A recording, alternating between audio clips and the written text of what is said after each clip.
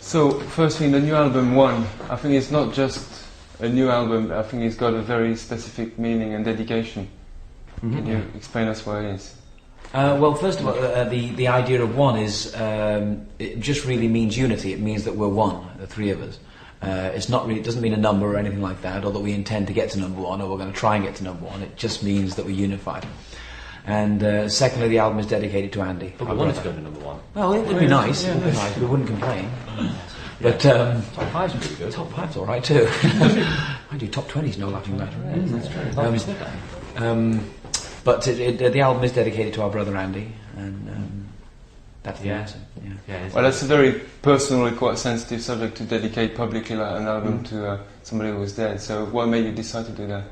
Well, I think it's obvious. I mean, because he's our brother, firstly, which is a very important reason. And the other very important reason is that he was supposed to be with us on this album. He was supposed to actually join us for this album. And I think, thirdly, he was very young when he died, and which is tragic. Yeah. So and it's a year from now, so it's not quite as difficult for us to deal with. Still difficult, nevertheless. We can deal with it now in a more positive light. Yeah.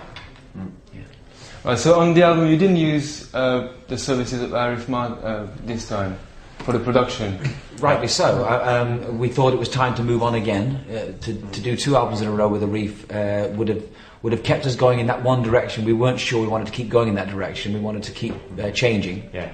And this album is more R&B orientated in our way, as opposed to someone else's way. So it gives us a chance to get some of the stuff out of our own systems. Yeah, more soul inflections. Well, Arif's been a key. Your collaboration with Arif has been a key to success. Every time we work together, it's been like we've had one major successful album with Arif, yes, but all the stuff. This one, yeah. This main course was the last one, on ESP.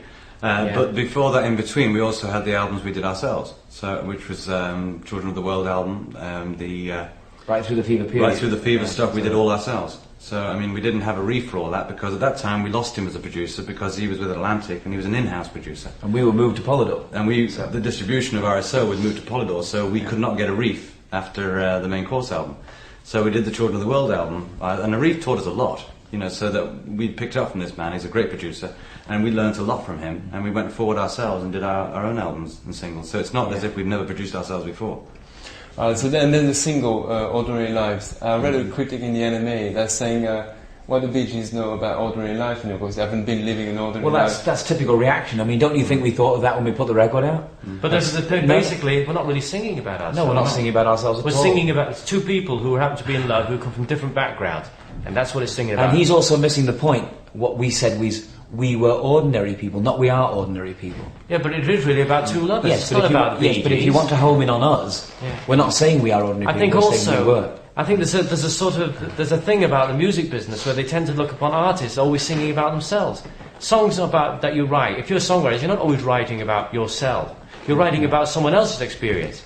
And this is about two people who happen to be in love but come from different backgrounds, and they're being pressured by their peers, and they're running away to be in love. It's a perfect example of a reviewer trying to mix the group's image with the record when it really shouldn't have to work that way. That's might as well say, what does Michael Jackson know about the street and being bad? And he goes, let's face it, it's hard to be bad in a beautiful mansion. Can you honestly imagine Michael Jackson leading a street gang? Let's be fair, he's a great talent, but then again, don't penalise us. But if you want to mix his image with the truth, you're going to get. If you're going to penalise your illusion or the image that people create for themselves.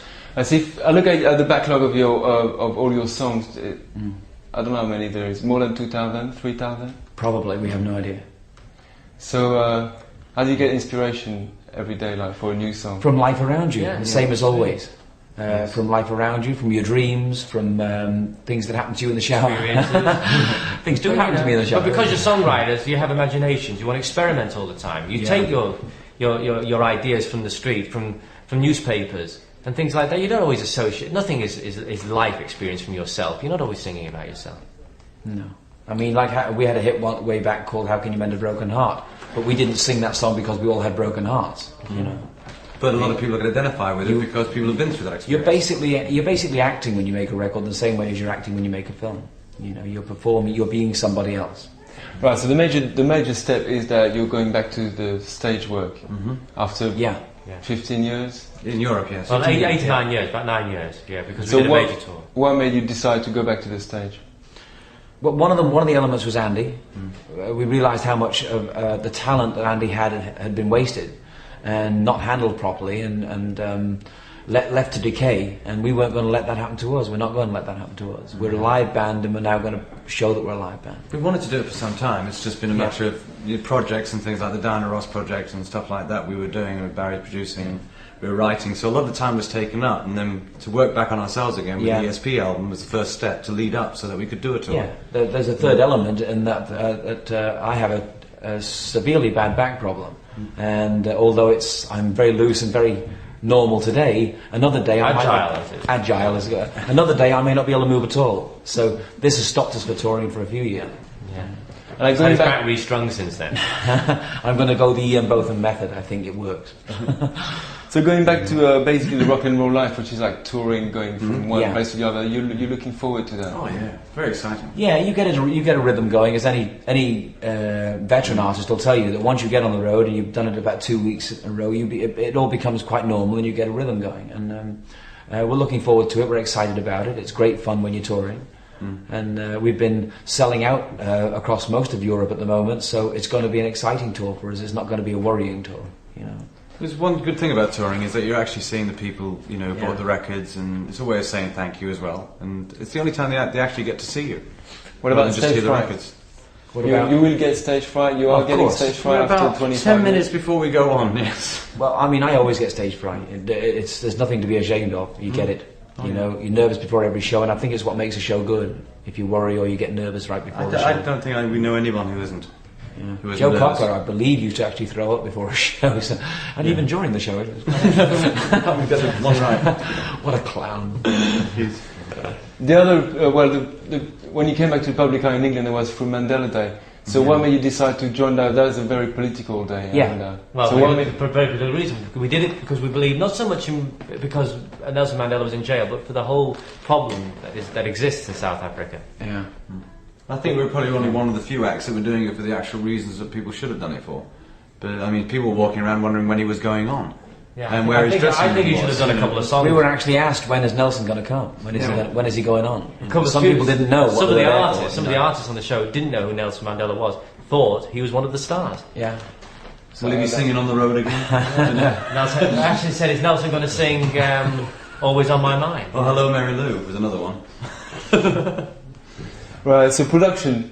I mean, apart from the fact that you're doing records, you're also producing other people. Yeah. You're going to carry doing that. It's going to Well, be not only that, I think in the next few years we'll be forming our own label. We hope, That's right. and maybe not in the case of Stop Aching and Water Them. We're going to try and do the same type of thing where we find the artists, we mould the artists, and then we do deals with the record companies, various record companies, as opposed to just one.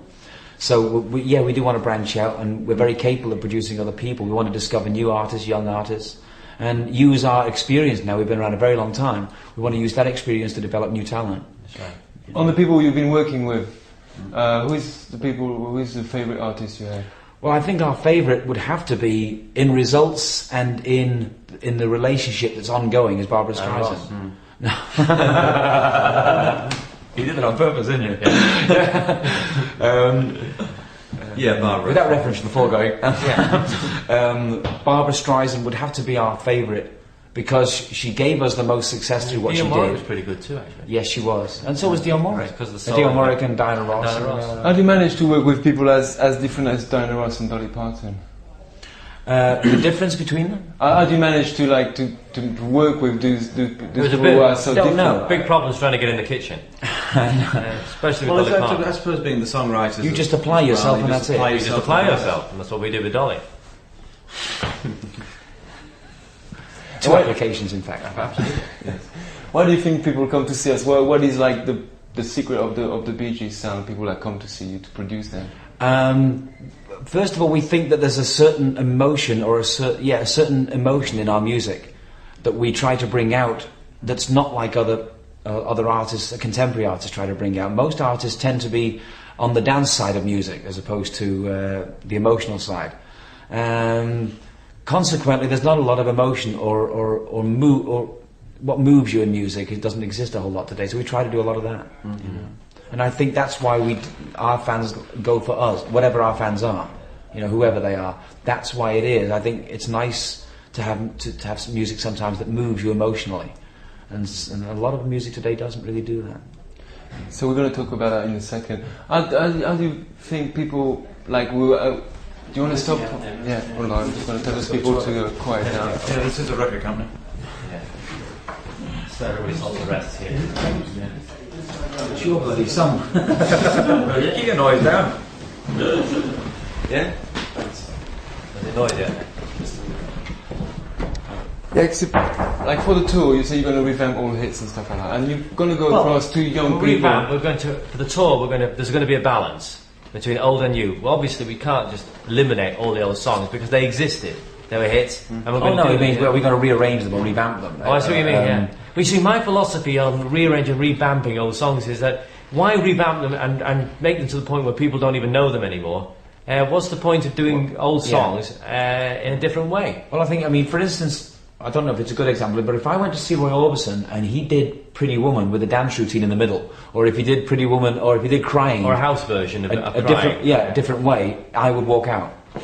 I'd want to hear the song the way I remember the song. So, there's a lot of our fans want to hear our records the way they were, not with the technology of today and everything, with the instrumentations that we use today. I mean, it's going to be sounding very much like the records, but the technology today will sound much better. But it seems like people do that with their records today just because they've got the technology to do it, and not because it's necessary to do it. You see, I love Prince, and I went to see his concert here, and he did Kiss twice the speed that's on the record. Even When Doves Fly was twice the speed. And I loved those records and the grooves, and I just went, is this was Kiss? And it went by so quick, I went, I was disappointed. I still loved him, but I was disappointed because it didn't sound anything like let's say we're 15 now, we're not even around for Saturday Night Fever and all that era. We're going to react to your music, to the old hits. That's hard to say. I mean, without hindsight, and with hindsight you can give one answer. Without hindsight, you give another. If we hadn't made all those records, we'd be totally different people. We'd be young artists. Probably we'd have crew cuts like Bros, and we'd be doing. But we'd be following all the young artists at the moment instead of doing what we believe we must do. I mean, Genesis go on stage and sing songs they had out in the 70s. We they don't worry about with a 15-year-old. We'd be on the stage a long time if we did every song that everybody wanted to hear. And it's a long time. No, but his question was, what would we do if we were new today? If we had never made those records? We certainly wouldn't have followed in the trail as everybody else has followed each other. Well, I think we would, you see, because if we were young, we wouldn't have all that knowledge. We'd be doing exactly what everyone else is doing right now. A lot of people say that it's going to be, there is now a disco revival, and it is coming back. It's all disco. It's never gone. It's never gone. All the Rick Astley stuff. Everything you hear today, even I'd Rather Jack is a plain out disco record. That's all. I mean, that's the only reason. Any reference, anyone saying to me that disco doesn't exist today is out of their boxes. boxes. Disco record. Yeah. I mean, especially in this part of the world. I mean, it's never gone out. Disco is just short for discotheque. Charts here 3 What weeks do ago. you make of house music? Well, you see, in house, done a house music song yet that works well with vocals. Yeah. It's just house music doesn't work. I mean, what is your definition of house music? Yes. But let's say, for example, last week I did something with a band that is on the same label called 10 City. Right. The Chicago band, and they're very, very. I mean, they're using the Tramps drummer, for example, for live drumming. Sure. And the singer Byron is like taking licks from you. He's singing very high falsetto. Oh yeah. It's in the top 40 this week. Yeah. And he's coming in the top 40, so he's going to make a lot of noise. But I mean, they're using all the things that you use yourself. Yes, but if we did it, we'd be criticised for it. Yeah, we'd be. If we bring out an album called Disco. Like Pet Shop Boys did. Pet Shop Boys can do it. Sang in falsetto again, everyone would be hacking. There was a record here that was about 28, 3 weeks ago here called I'm the King of Disco. If we brought out a record like that, we'd have been shot. I mean, that's to us, that would be career disaster. Yeah. To actually bring out a song called King of Disco. You see, it's alright for other people to do it. So we're already in another frame of mind. We're trying to find out. We're trying to find something that hasn't been done. We're trying to explore different avenues. If we started a trend, we like to be able to have people copy us. That's what we've always wanted to do. And I think that's important. And see, when we first did falsetto, it wasn't a common thing. It was something that hadn't been done. We were trying to focus on that sound because it was interesting. We want to now try and find that other next thing, you know, instead of following the trail of whatever else everyone else is doing. Have you been watching sometimes Saturday Night Fever like recently? No.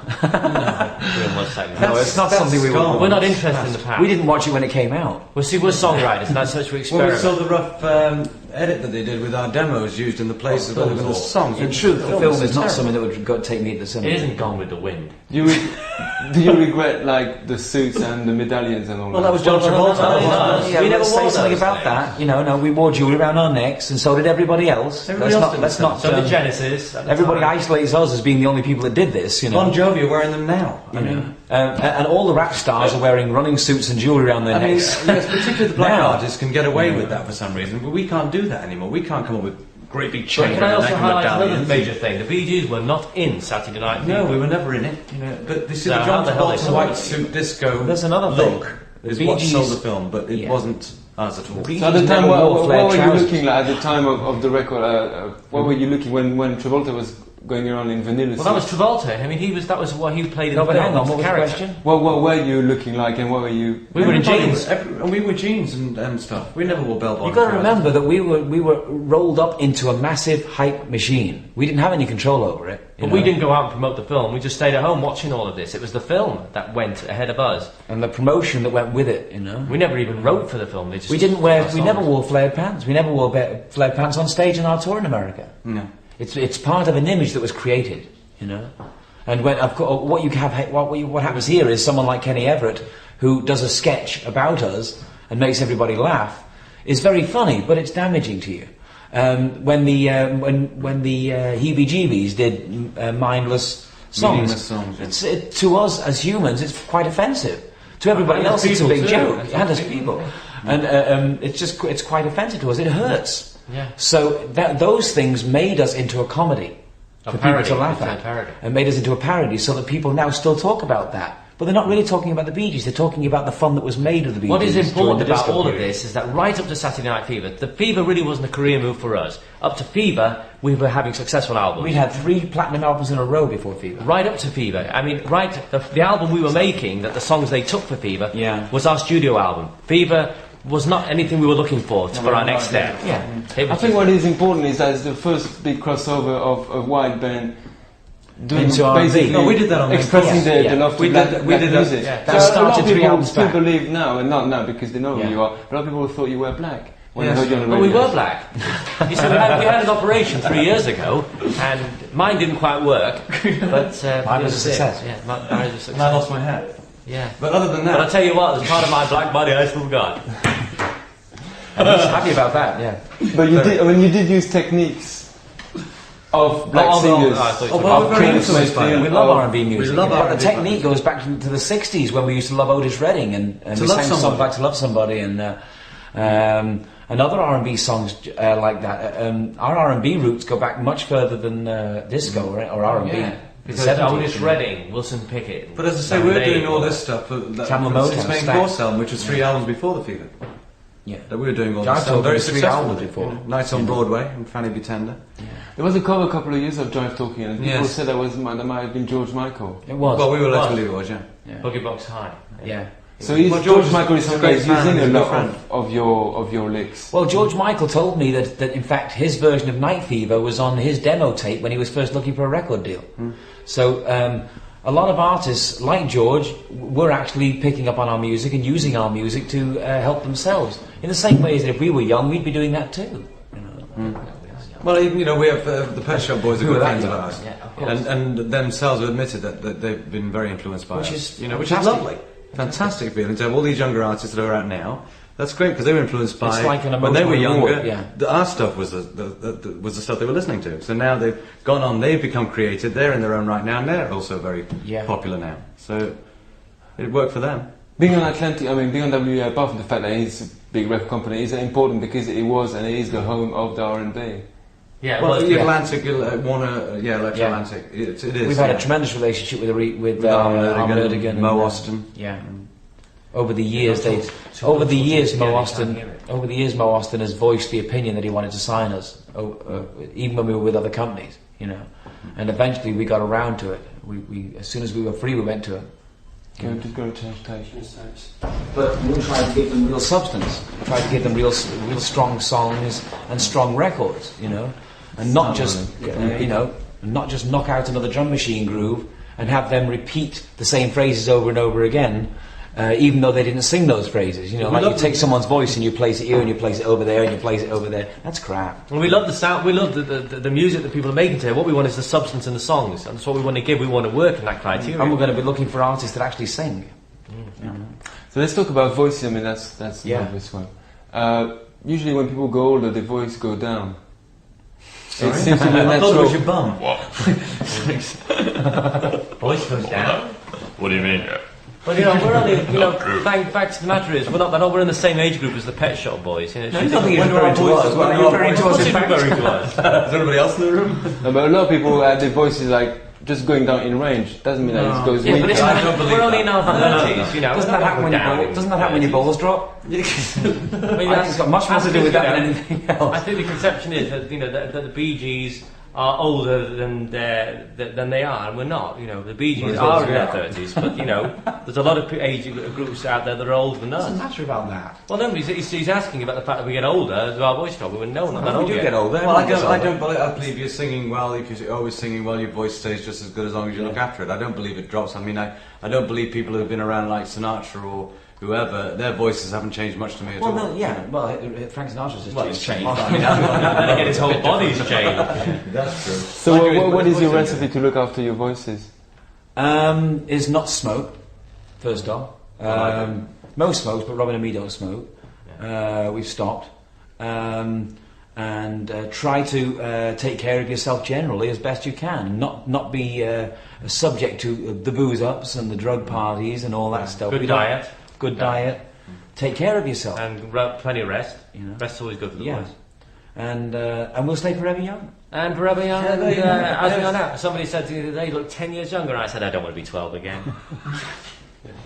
Is blood links thing is very important in the way you harmonise and in the way your voices sometimes just seems similarity very in similar. tone. Yeah, and I think if we weren't brothers, I don't think we'd be together because we do disagree on lots of things. We disagree creatively sometimes. We disagree. That's healthy. But if we weren't brothers, we'd use that as more and create more hostility on top of it. Where as brothers, we know each other. We know that we don't really mean that kind of. We don't really mean to be causing trouble with each other. We just have opinions. So if you can ignore the letter from my lawyer that you got this morning. Yes, I ignored it immediately. So, but as brothers, yes, there's no question that as brothers is the reason that we've been around as long as we have been around is because we're brothers. And you think it's important in your way of singing to like in just your physical voice? That they are very similar because you are Well, brothers. they're not really that similar. The tones are similar. Robin's voice is a little blacker than mine, a little more R&B. As he said, he is black. Yes. I've always been black. Well, no. Well, there was one point where we don't talk about that. We don't talk about that. But there's a difference. Robin has much more vid, much more vibrato. He can get a very quick vibration going with his voice, where mine is slower. And some of the people who do impressions of us usually do that. They think that that's sort of funny. They think it's clever. They think it's clever. But we know it's not. but they can't really impersonate Robin's voice. You see, No, because because they I'll can't smash do them in that. the face if they do. And you think like being twins is something important because like there's a lot of things said about being a twin. You think on the voice it's important? Well, I think because I know my tone of voice, even when I talk, is entirely different than Robin's. But we're twins, but we're not identical. We're more what they call a fraternal twin, and it's we have everything like our home lives. I'm sure he's a different father than I am. And we all have the same sense of humour. We all have the same wait sort a of- minute. And we all have the same kind of music. We've all written together for years. So there's no real whether this is pointless. It's like when we harmonise, it's the three of us together, which gives you a distinct sound, which is very, very important for people of today to have a distinct sound. So you can always recognise the records when they come out. You go, oh, that's such and such, or that's such and such. With us, when the three of us are together, we have this very distinct sound. That's such and such. And it's such and such. I mean, Elton John calls us the Beverly Sisters. Yes, that's true. And he should know. It's like there's stories like Sam and Dave, for example. They've been a very famous couple, and then you find out that they hated each other they didn't talk to each other for about 20 years, What, Sam never spoke to Dave and Dave never spoke to Sam? They Isn't that used so to much like Sam give and Dave? messages to each other. They were just Yeah. coming on Ridiculous. stage together. Yeah. That was the only time they were Sam and Dave. Apart from that, That's they crazy. hated each other. That's craziness. That's when the business So when runs did they you. split up? No, but that's when the business takes over you, and you do everything. You just go through the motions because you're afraid of not doing the business. You want the money, you want the business, and I think if you're not getting along, you shouldn't be doing it.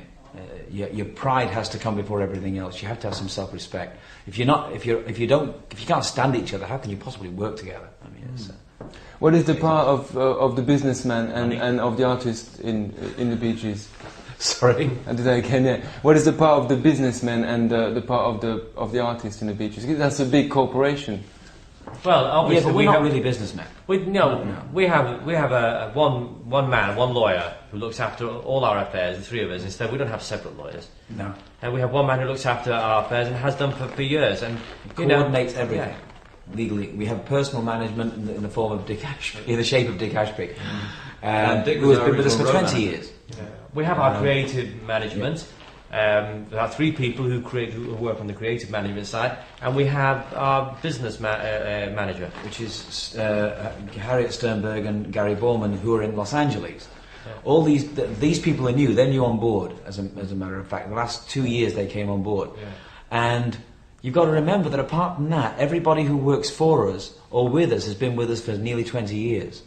So it's a well-crafted situation. It's not something that just happened yesterday. And if we're businessmen at all, it's because we've kept people around us that have been with us Well, for knew many, what they were many doing. years. They know our habits. They know exactly how we think. They know what we won't like and what we will like, and that's what makes it work. So you live in Miami. There's never the thought of coming back to live in Britain. Yes, there is. Oh, yeah, sure. We're thinking about it all the time. The more we come here to work and play, the more we feel like we ought to come back and live here. What do you like in the UK that you miss in the US? Well, it's just the life. The spirit of London is what I Yeah. miss. Yeah. Is shopping in London, being with people, going out at night. There's a lot of sunshine in Miami and a lot of what you call tropical atmosphere. But there are very few real friends and very little nightlife. Oh, who'd to like speak you of. just Social being life yourself? is very quiet. Yeah. It's very quiet life. Yeah. Our problem is that we set our roots there. We've got our studio there. We've got our business going there. We have our homes there. And it's just difficult to just pull all that up and make the one big move again. We've done that once, you know. And we're also American residents, so Yeah. that means we'd have to get the green card up and all that business, and it's a big immigration thing. And rather than worry about it just now, we're just settling down, because you're allowed more time in Britain now. I Yeah. believe it's 6 months of the year we're allowed now. But before we were only allowed 3 months, so that means half the year we come. We're very lucky to have summer and Christmas here. Yeah. We left at a time when we could really not afford to pay the taxes here, and a lot of people couldn't. So that was our reason for leaving. We couldn't afford to really live. At one point, everyone was being taxed at 83%, and that was horrendous. And Some even 90%. Yeah, we just couldn't deal with it. So you go from being quite serious to bouncing jokes to each other. And I heard that rumor of that record you did, that there was Spirit with Flow. Spirit having flown. Having Flow, sorry. That you did a special version just for your manager. That was a practical joke. Oh, but no.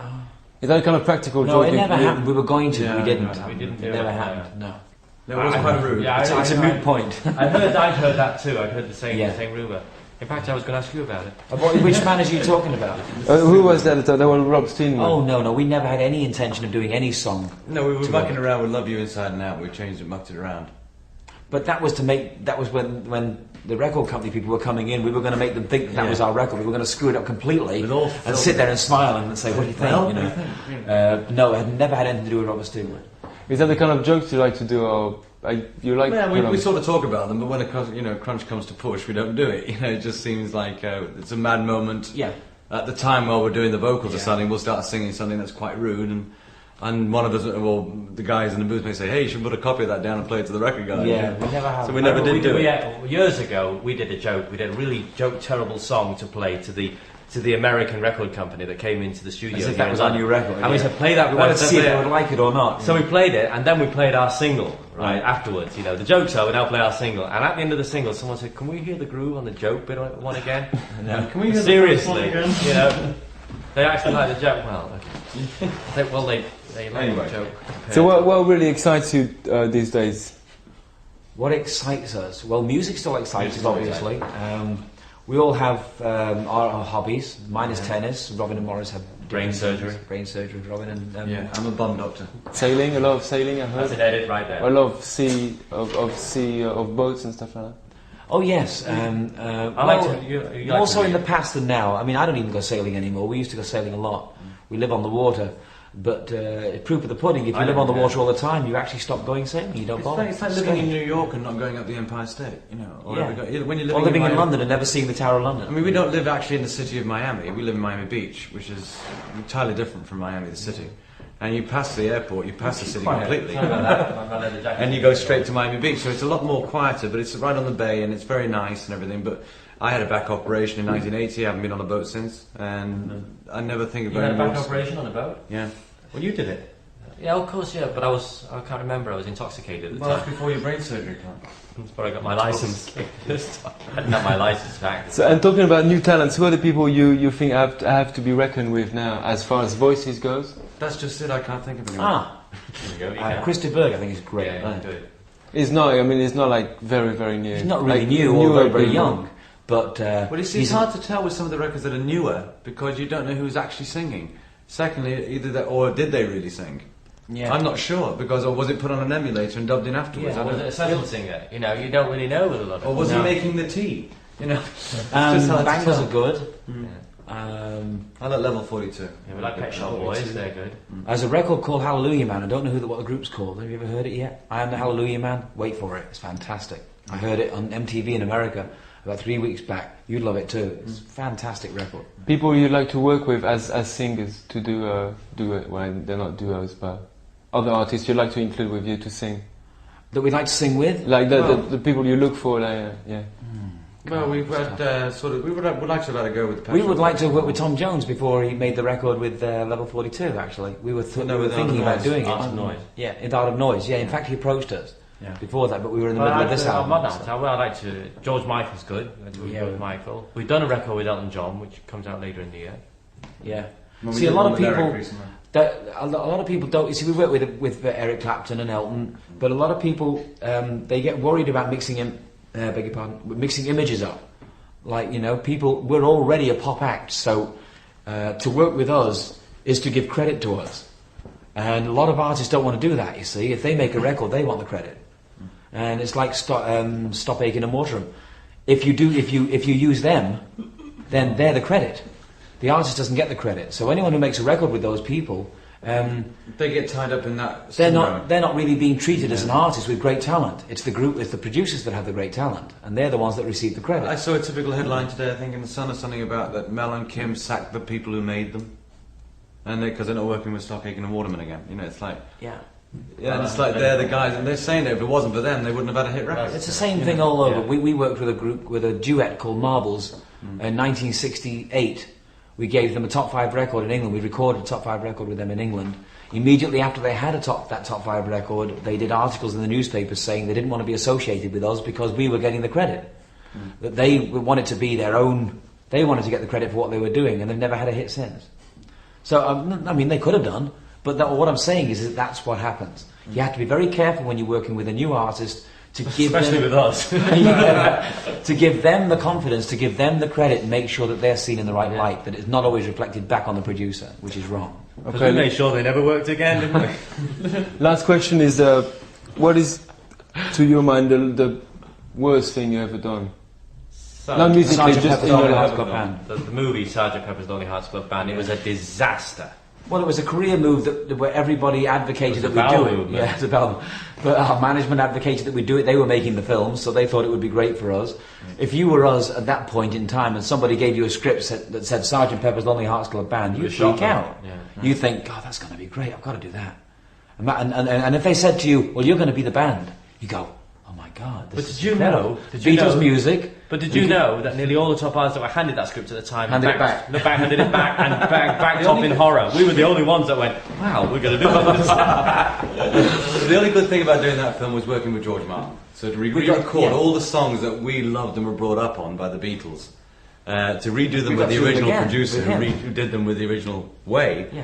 was a wonderful experience. So once more, it's another experience which pays off for you later on. You pick up information all the way. I think the reason when it dawned on us that it wasn't going to be a great film was when we were on the set and there was a severe lackage of other stars. There was just nobody. There was going to be this huge lineup of stars and we were going to be part of it. But suddenly we found out we were really the only ones in the film and there weren't many volunteers coming forward to play the other characters in it. There was, in fact, a meeting. We did have a meeting with Robert Stigwood about a third of the way through the shooting. We asked for a meeting with Robert Stigwood and actually asked if he would take us out of the film because we didn't feel like we belonged in it. The parts we had in the film They were wimpish. had no substance to them whatsoever. We were just supposed to follow Peter Frampton all over the place. Like 3 wimps and a balloon. Yeah, and do you think, I mean, can you imagine that we would have gone along with the whole thing? We didn't. We asked to be taken out of it. And you know what they did to appease us? They allowed me to hit Alice Cooper. That was the appeasement. So we had a fighting part. And we fell for it. We actually just miming the whole song all the way through it and just running around looking after Peter. Have you ever had a Beatles complex? No. The Beatles complex, the only complex we've ever had about the Beatles is we love them. Oh yeah. Oh no, the Beatles are fine. There's nothing to do with the music that we didn't like Sgt. Pepper's Lonely Hearts Club Band. It was the movie. No, it had nothing to do with The it. movie, actually, the music had nothing to do with it whatsoever. Well, actually, a month into shooting, How Deep Is Your Love came out, which was the #1 record a month before the film was released. So we were doing this film, and if we didn't know, We suddenly became very, very big during the shooting. And Peter Frampton suddenly wasn't working for him, and suddenly it was like we were there and he was there when the film started, and halfway through the film suddenly we were there and he was there. The scales tipped. And the scales radically. tipped very quickly, and it was a great shock to us. It was overwhelming. And we could feel resentment on the set Oh, yeah. from their side and our side. We weren't resentful. We were happy, but it's very difficult because he was having a bit of problems at the time, and it just went. And this was a career move for him. This film, but for us, it was a disaster. It was something we shouldn't have been doing. I mean, we remember walking in and into the set, and we were doing this bit on the plane, and all the dancers that were in the film were dancing to Saturday Night Fever album. During the lunch breaks, they were And all we were putting this going- music on, and What are they doing? They were playing our album, you know, Yeah. or the tracks off their album, you know, and everybody, the only tracks they played. And it was just, and we would be sitting there waiting in between shots, the music would start again, and you'd see them dancing out the plane window thing we were in. But it was aside quite from strange. that, Peter Frampton's a great talent, and and we And can at that time, he had the biggest selling live album. and he should be a star still today. yeah, he's being treated wrongly today. It's just that things like that, he shouldn't have film- done that. He shouldn't have done that film. And he shouldn't be suffering from it. Yeah. And we're really sorry, Peter. Really. Shouldn't have No, done it shouldn't be happening. That's fine. Okay. Fine for the interview. Right, Got great. lots here. Can I ask you something? No, I'm If sorry, it's, that's it. it's okay. It's to do a bit of singing for me. Yeah, Well, sure. for us. What do you want? Harmonizing. Basically, more like to show us like the Unite way you it, harmonize, right? the way your That's voice comes in. You can yeah, do nobody to love somebody. Yeah. You win again is it good or We could do a bit of you winning as well. That's not so much fun. No harm. no. No harm. again how ordinary It's lives? black. Or ordinary lives. Ordinary lives? Ordinary people. Max Bygrave's version. Just have fun. Okay.